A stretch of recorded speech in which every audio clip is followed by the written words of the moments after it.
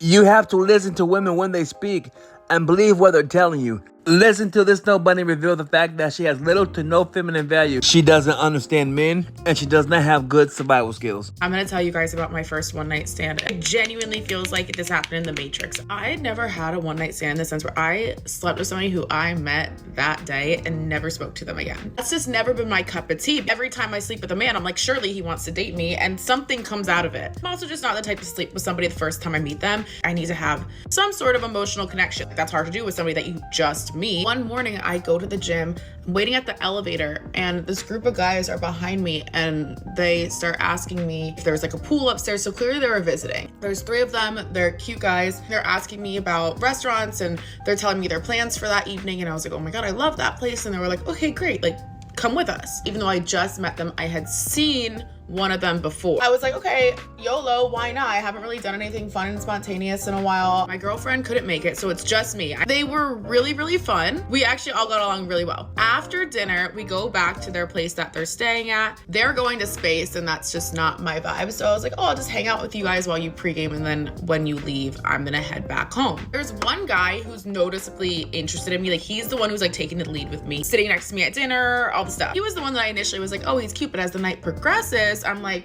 wait, the other one's cute. I was just flirting with everybody. The guy who was initially really trying with me ends up going to space, and everybody else does except for the other guy who I was interested in. So when everybody left, it was just us 2 in the place. I will say, I wasn't even sure if this man was on my team, if you know what I mean. Like, I wasn't sure. I was about to leave, but me and him just start talking. We have a great conversation. We end up talking for about an hour. He was like, I'm gonna change. Do you want some sweats? Nice touch on his part. I pick a show. I will say it was me who picked the show, but the new Love on the Spectrum had just come out. I fully was not expecting to sleep with this man. We end up watching, I want to say, like 3 or 4 episodes of Love on the Spectrum. Before I know it, we're hooking up. I just have this vivid memory of me on the couch.